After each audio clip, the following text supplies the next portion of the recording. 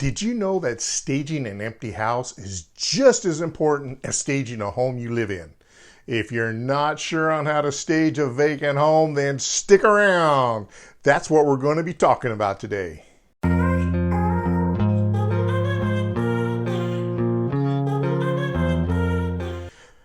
There are lots of videos on how to stage your home while you live in it. How to move furniture, how to declutter and such. So many of you will think this video is not for you. But are you selling a vacant rental? Do you have to move quickly for a job transfer? Do you have one room in your home that you don't use and it just sits empty? Then this video will help you. What to do? You tell yourself, I just got to get this home sold already. What do I do? Vacant homes benefit from staging, and it directly impacts the amount you sell the home for. Homes sell faster and for more if they're staged. This applies for occupied and unoccupied homes. Having a vacant home can also be a risk, so it's a smart thing to get your vacant home sold quickly. Here are some of the challenges to consider when it's time to sell an empty house. It is difficult for a buyer to connect with a vacant house. The goal of staging is to help potential buyers to visualize living in their home. Empty rooms appear to be smaller than they are. The human brain judges the size of things as they compare to other familiar things that they know. There is nothing to relate to in an empty room for the mind to go off of, except for the corners and walls of the room. The point here is that some buyers will not be able to visualize where their furniture will go or how it will look in an empty room. Potential buyers may look around a vacant home quickly. There's less to see to compare when it's a furnished home. The problem with this is that you want potential buyers to stay and take their time looking around. Always remember, when there is not much to look at, buyers will always find something to look at. In most cases, they'll find all kinds of flaws with the home. Chipped paint, scuffed walls, dents in the walls, missing light plates, missing cabinet handles, loose doorknobs. None of these will make your home more appealing. Here are some suggestions to help you sell your vacant house. Number 1, keep it clean. We recommend regular cleaning of the home. The home needs to stay spotless and stay that way until you are under contract. With no furniture in the home, the buyer will see a lot of flooring. If there is a lot of traffic coming through the home, there's a greater chance of leaves and dirt getting tracked in. If this is not cleaned up right away, the next buyers coming through will think you're not taking care of your home, and they will get a feeling of an abandoned home.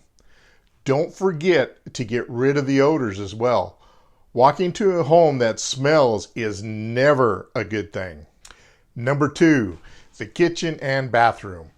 Because there is no furniture in these rooms, they can easily be staged with a limited amount of accessories. In the kitchen, a large bowl of fake fruit, some cookbooks, small kitchen items that can add color and depth. This can help the buyer visualize where their stuff can go. Don't put in too much. You want them to visualize where their stuff will go. Remember to arrange things in groups of 1, 3, or 5 items. This makes the room look much better. Same is true in the bathroom. Items in the bathroom should be bathroom related, such as towels, soaps, and lotions. In some cases, a newer shower curtain with matching colors can really put a pleasing eye on the room. You should always have soap and toilet paper in at least one of the bathrooms. I'm just saying. Number 3, make less confusion. You may need to set up some small furniture in some of the rooms so that the buyer know how the room functions. In the living room, you may need to set up a small couch or a couple of chairs showing how they'll be watching TV or which room can be used as a dining room. A mirror too, hung on the wall in a strategic place, can make the room look bigger than it is. You may need to do the same thing in the den. You may have a room without a closet, which can be used as an office. You can use some lightweight props to show how this is set up and used. Not all buyers can visualize what a room is used for or how it will relate to their lives. Number 4, paint. Look around to see if fresh paint will spruce the rooms up. Fresh paint in neutral warm tones go a long way. You can even add accents to the wall, which can really make it pop. This can make your home look even more inviting. Number 5, finishing touches. Inevitably, you'll be left with some empty rooms. Consider putting some brightly covered chairs, a small table, and a lamp in the room. It will be surprising how it adds color and perspective to a room. A tall plant and a few pillows strategically placed in the corner of a room will make a lot of difference. A few pictures strategically placed on the wall will also help and make a big difference. Number 6, repair and perfect. Keep in mind that the home is vacant. Pay special attention to make sure all areas of your home are perfect. Look at the cabinetry and the hardware. As a result, do you see anything that needs to be changed here? Check on all the working parts of your home. Are all of your switches working properly? Do all the light bulbs light up? Have you made all necessary repairs? Remember that there is not a whole lot to look at in a vacant home. There are things that will be much easier to see, like small cracks in the wall, cracks in the grout, dirty sinks, dirty blinds, and especially dirty windows. One more thing to remember, which is very important. Don't lose sight of the fact that your home is now more vulnerable since it's vacant. Put in security cameras. They are a lot less expensive than they used to be. Think of investing in cameras that will allow you to monitor your home 24/7. Also, don't forget to let your insurance company that your home is now vacant and is for sale.